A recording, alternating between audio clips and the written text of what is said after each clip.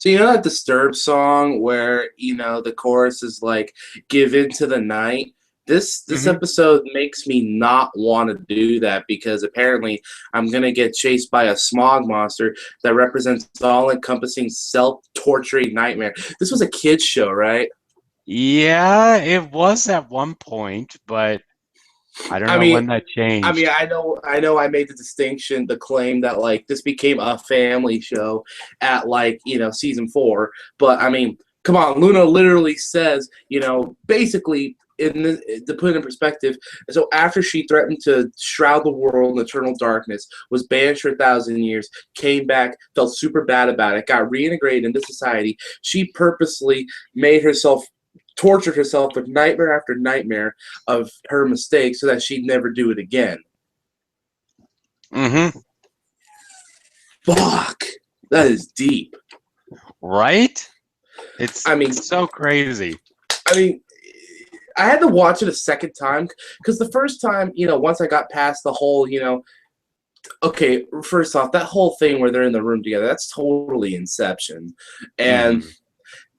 once I got past the fan service, because turns out Big Mac really did make the best alicorn. Um, Exactly. I really started thinking about it, and it's like, wow, this is something that I need. I thought I was watching. I'm like, man, if only there was a way I could review the episode on YouTube in an analytical form. And then I remember John, and I was like, hey, John, let's do a review. Like we always do. And I remember we always do that. And then I thought, wow, I'm a dick. So walk us through the episode because there's some things that are very interesting to me. Yep. So it starts off with Luna is they're back in the castle of the two sisters. And at first I'm like, why the fuck are the main six there? Why the hell is Luna there, number two? And then you see this smoke thing come out of nowhere, and she's just like, go ahead, Tenebus, do your worst. And just transforms her right away. And I'm just like, holy shit, they are trying so hard to reference the Nightmare Dreamscape without even Which was having to cool. touch her, able to transform her. And then it's like, oh no, Luna's transforming into Nightmare Moon again. And I'm just like, what the fuck is going on? And she's just like, nothing can stop me. It's like, Dash is like, well, we got the goods to stop you. And they activate their rainbow power. I'm like, you could do that, like, by just willing it? I mean, I understand with the elements of harmony, it was a physical manifestation. So it actually made a lot of sense that when they had them on, they had the ability to activate them. This, it's just like, okay, you just will it into existence, I guess.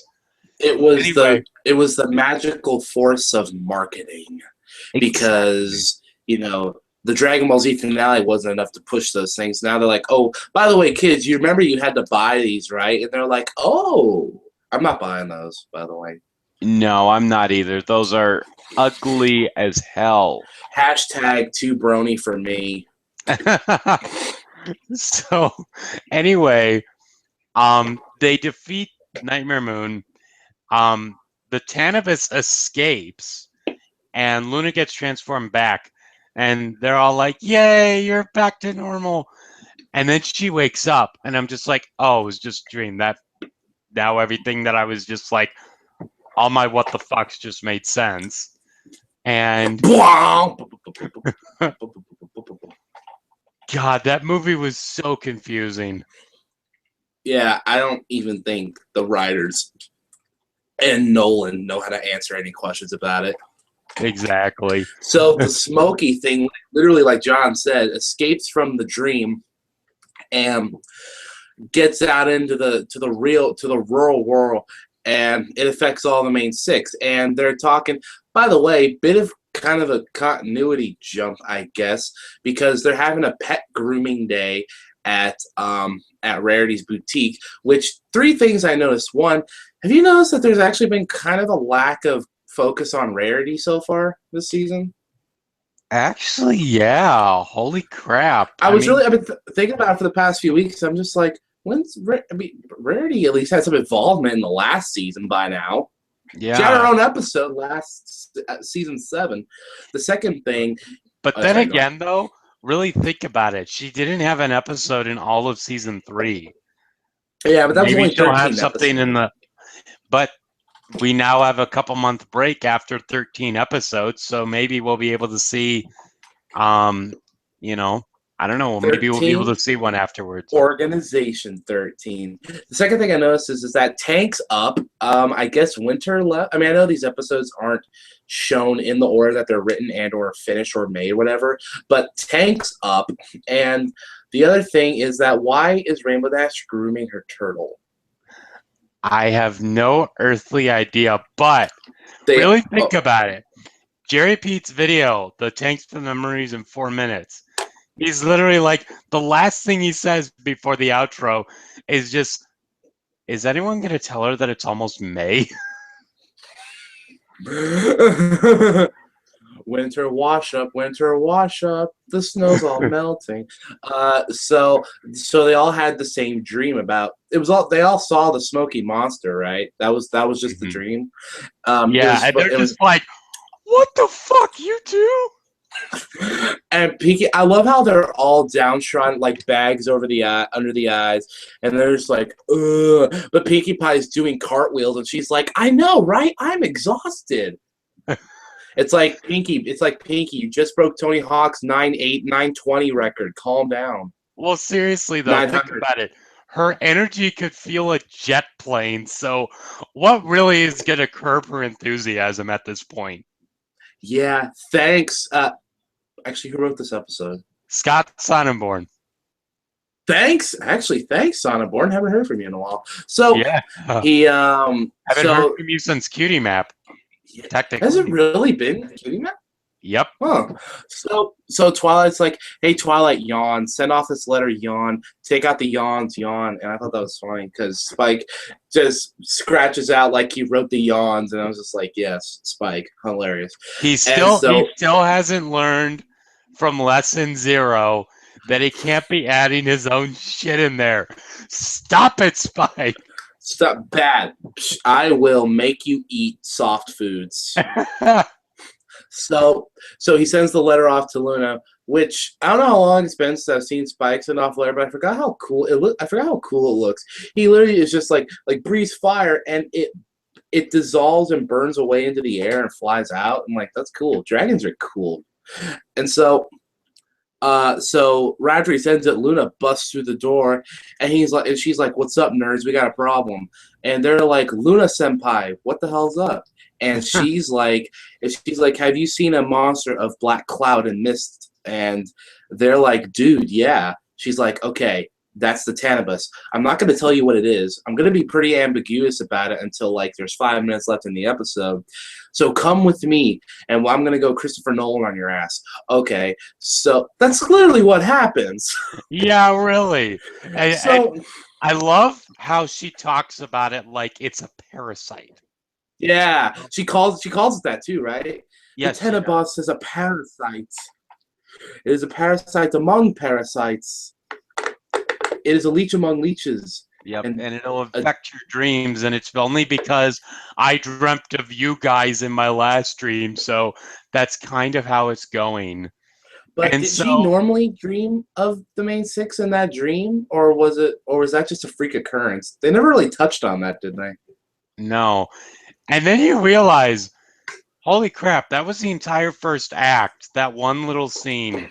How the hell did that fill like 7-minute slot? I don't know. I just know that I actually watched it on TV this time because my mom wanted to check out the episode with me, and I forgot how annoying it is to watch it on TV right after the intro credits commercial crap. Right after, right before, I think Luna drags them off to the sleepers hold inception thing commercial. It's like, fuck, I forgot corporate America. Yep. What did your mom think of the episode though? Well, she's off and on, watched a few episodes from various seasons, and she thought it was a lot of fun. She didn't get a lot of the in jokes, but she just liked how big and colorful it was, and and she kind of got what the message was, and all that other crap too. So that's it's pretty cool. That is really cool. I like that. Yeah. I think anyone can like the show. I mean, my dad's a man among men, and even he's like, so what about these ponies, huh? And I'm like, well, and it's cool. So she dives into their dreams, and the dreams that they're in just seem kind of like, they seem obvious, but they seem kind of simple too.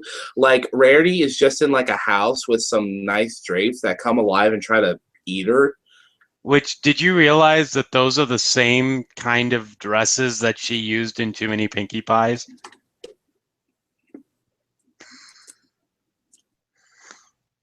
I know, I'm way too in-depth with this show. I'm sorry. Well, there's someone out there who would have been like, there's someone out there who's gonna be like, actually, can you actually name the frames it was in? Like frame 2576. Oh my god, Inside Out's insane. I haven't seen the movie, but apparently every frame has like 2 million pixels in it or something. Holy shit. Yeah, that I need movie to took a see while this to movie make. because I'm a psychology buff, so. Oh yeah, I know 3 people who have seen it and it made them cry. So, Pixar. So she's going through the dreams. Rarity gets attacked by the dreams. I like Rainbow Dashes the most because, again, it's giving us that little tease to the changelings because she's fighting changelings. Yeah. Oh, Bruce Lee about it too. She's like, da da da. If she had busted out nunchucks, I would have shit myself. And then, so, well, even before that, Pinky, she just oh my god, jumps, and it switches to a new area. Crystal Empire, frickin' her room, frickin' Ponyville, everywhere. And she stops in her room, and there's cake everywhere, and then it turns into a monster. Oh, I'm just like, why the hell do these designs look like so familiar? You know what I mean? Are you thinking of like the party Pokemon-esque? Oh, I was thinking you were thinking of Discord's party from The Return of Harmony. I guess I could see that. I don't really remember that Pinkie Pie's part too well. I just remember apples came to life and were mean to Applejack. But you know what though? Think about this. In Rainbow Dash's dream, you're at the point she's fighting changelings, and Luna comes in and she's like, "Well, I suppose that the Cannabis has already come in here." And it's like, "Are you kidding? This is one of my favorite dreams." All while just like knock back another changeling, and then the Cannabis changes everything. Oh my god! I don't know. Oh my god! I forgot about this part. I don't know if you heard the chord progression for this, but it's fucking Barney. I did. Barney. I heard that, and I'm like, da, da, da, we're happy fama. What the hell? Friendship is magic. Like Friendship is magic. Taking pot shots at Barney, dude. Shots. The lines are drawn. Choose your sides, kids. Oh my god. And then that part was kind of creepy. Aren't we so disgusting? Like, yeah, and it's like, whoa. This just went from children's nursery rhyme to borderline black metal. Okay. And did you realize actually that Fluttershy's really quick dream was so cute. I need to see the credits again, but I believe Peter New actually voiced the flowers. I wouldn't be surprised because Peter New is love, is life. He needs to fight Shrek. All those Shrek people that are like, Shrek is love, Shrek is life. No, ponies is love, ponies is life. I would so go to war with that fandom. It would be hilarious because it would be like, okay, who's the creepier bunch of fans? And the answer is the Brogers. Seriously. I mean, we got some messed up stuff, but it's not in the mainstream. It's kind of in the background that people bring up to be dicks. The Shrek is Love thing, Shrek is Life, is its own little world on the internet. Hey, did you realize that it came from a fucking porn story? All of it. It came from Shrek fucking raping this kid. It came like, from the internet. Fuck? You know what made me go what the fuck was around the time in this episode when Luna, I guess Luna has so much more power that she encases all of Ponyville in a dream because it escapes, and then she said it could get to everyone in Pony. But even before this, think about it. Fluttershy's dream, though. Oh yeah, Fluttershy's dream was amazing. Tiny Fluttershy, giant angel bunny combing her hair. I was like, oh, that's so cute. And then you see the Tanibus change it into this huge freaking like bunny monster, and you hear the scream of this thing, and I'm just like, holy crap, that is like scary. I don't care who you are. No, this episode kind of John texted me after he watched this episode the first time. He was just like, okay, the episode's a bit of a mind fuck. I'm like, what are you talking about? I watched it and I was just like, I need to lie down. I've pretty much said that it was like that trippy part of Whom the Sweetie Belle Toils for the entire fucking third act. Yeah, it was. I mean, it was cool though. It was cool, weird, but so Luna has the encased all of Ponyville in Nightmare. No, in a dream world, like all of Ponyville, only Ponyville, in a dream. But it was like the bubble encased Ponyville, but there was real life outside. But the dream was, how'd that work? It's Inception. Don't question it. It's Inception. Question the title sequence. Question every third letter in the credits. Hashtag Half-Life reconfirmed. What if Inception was made with the Source Engine 3? Oh my! Oh, that! Stop mind fucking me. It's Valve. They live for that.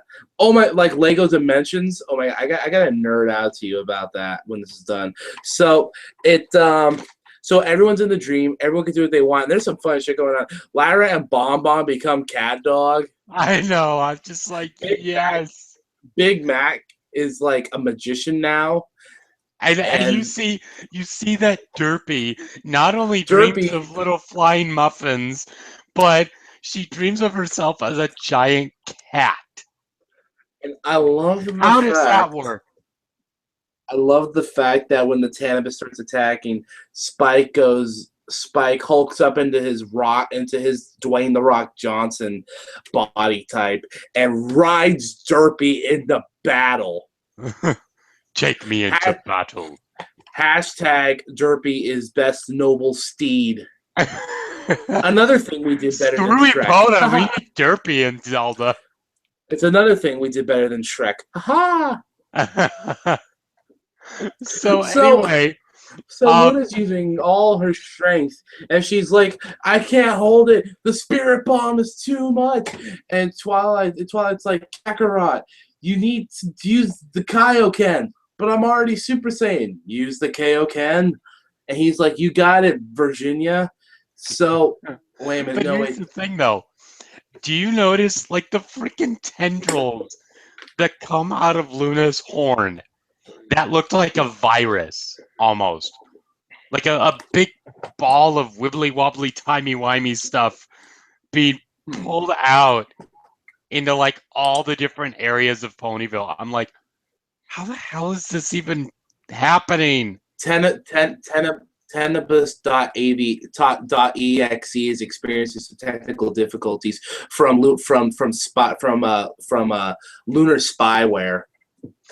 Pretty much. So she's like, I don't have enough strength to repel the cannabis. You guys need to do it.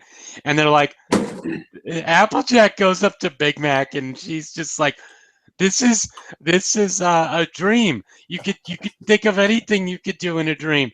And I'm happy that this is more of a context of a dream than it is in like fucking Space Jam, where he's like, "Oh, you're in cartoon world. You could do whatever you want here."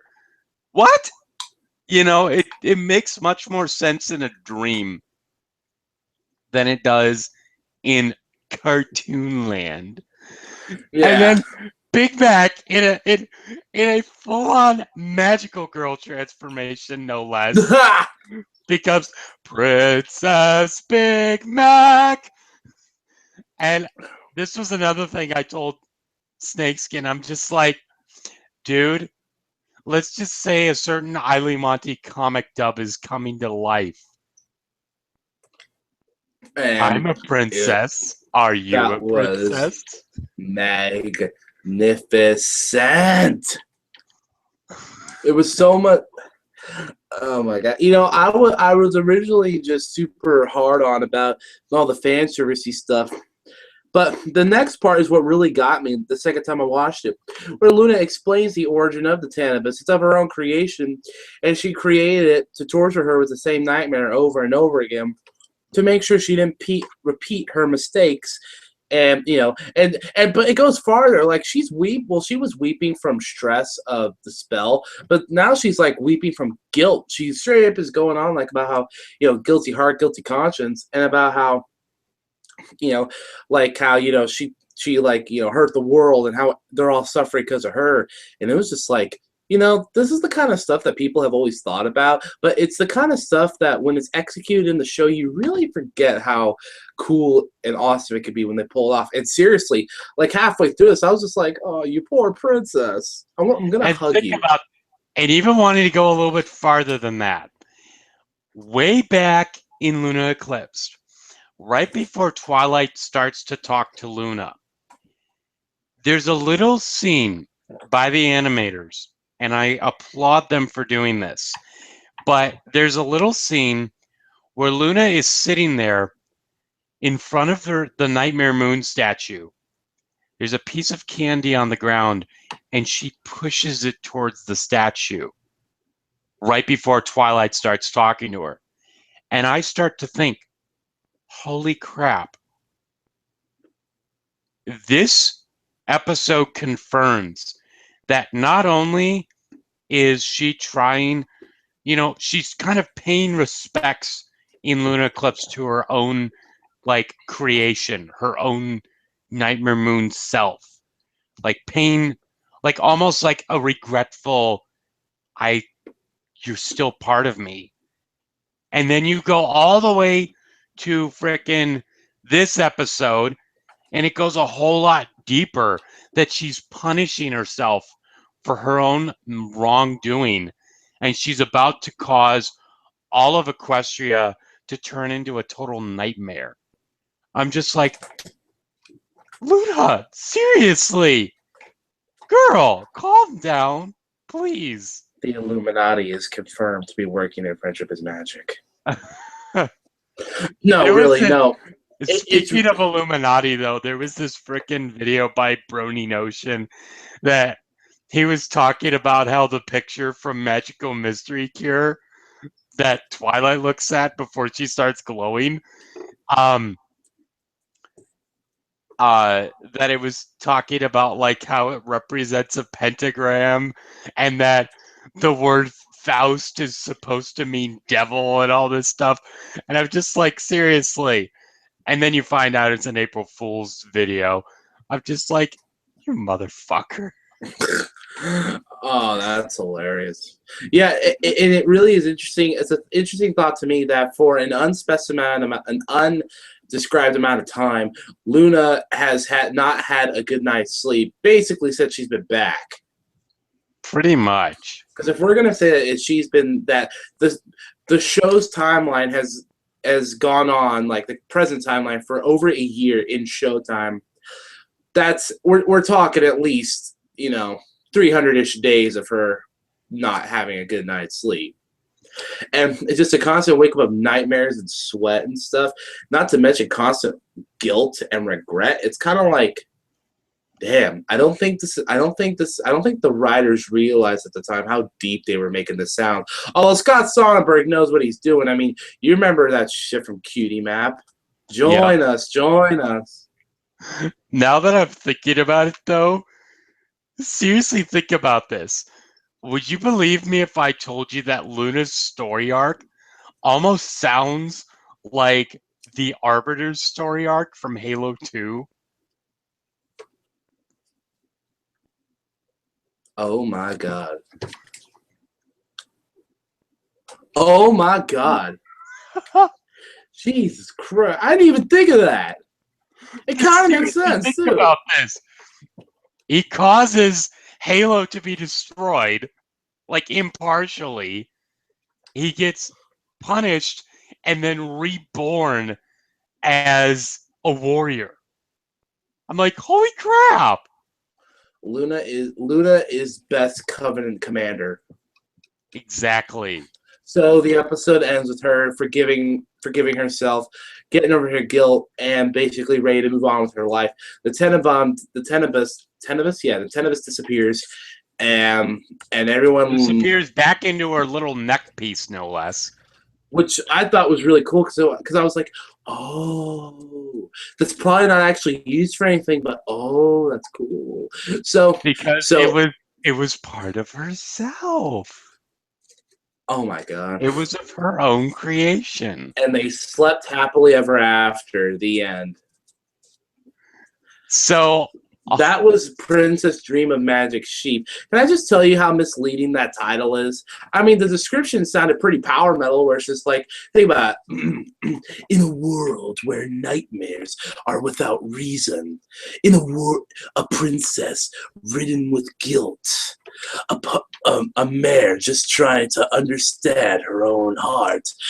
Now her 6 friends will be called upon to kick the smoke monster's ass. Psycho stick. You know what I mean? It's like it's like, and I like how they kept continuity with her making friends with them, because she kept referring to them all as my friends, which regal and whatnot. That's cool. And yeah, this shows why Luna's best princess, man. You can't do a story like this. Okay, they could do a story like this with Celestia, but Luna's story arc is, unfortunately for Celestia, a little more endearing. And I mean, come on, Celestia is. I mean, take away the fam stuff aside, Celestia is pretty much a goody-goody. Yeah, and I mean, even going back into the third act, that it's all a mind fuck. Really think about it. Return of Flutterbat, Princess Big. I forgot about that. That was awesome. And then Fluttershy controlling the demon spawn angel at the end of it. Fluttershy is best Zap and Mistress Marvelous coming back. Yeah. And just everyone going nuts. Filthy Rich fighting with money. And almost, it almost looked like Frozone from freaking Incredibles. From the Incredibles? Yes. Just think about it. He's riding on a wave of money while shooting money out of his hoof. Where's my super suit? It's not here. Well, I need it. It's like, we are talking about the public is in danger. It's like my evening's in danger. It's like we are dealing about the greater good here. I am your wife. I am the greatest good you're ever gonna get. And Frozone just looks like, man, I retired for this bullshit. And think about it. Samuel L. Jackson, that was his perfect role there. In that one scene. He killed it as Frozone. Anyway, so just so much crap going on. So yeah, I'm gonna give this episode a Final Fantasy 9. Oh wait, it's better than Final Fantasy 9. I'm still gonna give it a 9 though. Yeah. I'm going to give it an 8.5 because just, man. Blasphemer! Leave the call. Chicka, chicka, boo, boo. And really, I hope this is what it is. You know how at the beginning of season 5, I'm just like, what is this show even anymore? And now going through this, we've had like 3 phenomenal episodes in a row. I'm like, okay, maybe this is gonna be a good season. I don't know. Okay, last episode was the one with Moon Dancer. Wasn't the last one Princess Spike? The last one was the Yak Yakistan episode, right? Exactly. I'm like, Yeah, that's a those pretty were good good. episode. And then you look at Moon Dancer, I'm just like, holy crap, what are you doing, Hasbro? It also helps that Kazumi Evans is an incredible talent. They literally took a character that was mentioned twice technically, in the show, in the first episode of the first season, and they made her and Twilight's friends, and they made them pretty cool, fleshed out characters. It's like, man, you must have been bought out by Disney because that is magical. Exactly. So yeah, uh holy crap. Watch Friendship is Magic. I mean, you probably are if you're watching this, but watch it more. Watch it again. We're going to season 8. I can pretty much guarantee that. I was a little nervous after season 4. I'm like, okay, depending on where they go with this. I mean, I don't know, guys. It could. I don't know. But season 5 and then the movie and then the Equestria Girls ended up kicking a lot of ass. I'm like, okay, we're set for a while. Yeah, we are. And I we could love this probably show. have a like separate frickin' like My Little Pony Camelot Academy or whatever. Do you know how much I? The Do you know how frickin' much? Sunset Shimmer show, Do you know how much I want that now? right?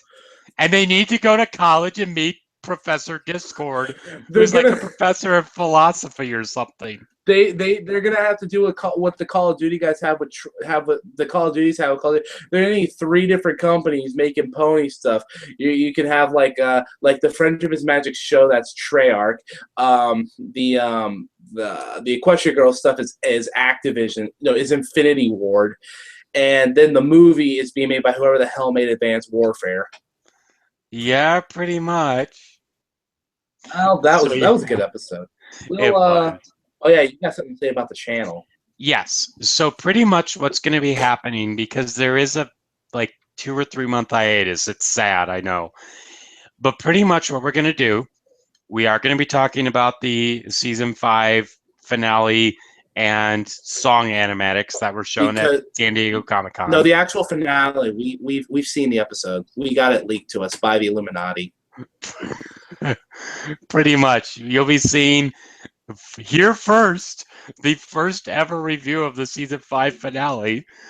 And then after that, after we do the animatic review, we're going to be kind of taking a short break. There is still going to be commentary coming out on Dailymotion, which, by the way, holy crap, there is like 32.5 thousand views on the frickin' Dailymotion channel. Oh, nice. For these commentaries. Holy shit. I know, and I'm not even in them. I know, it's weird. Like, how is me and Brian getting more views than these? Although we did have 1,000 views last month, so or for the past month, so it's been pretty good over here. Well, you guys are the OG. I'm the what am I? I'm like the 4th Ghostbuster. No, yeah, I'm like the 4th Ghostbuster. Well, I'm not as cool as Ernie Hudson. Well, we're the OP team. These reviews are like the OTP.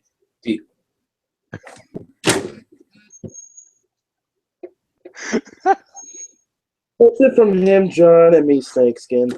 And we'll talk to you guys later. Peace out, Dragon.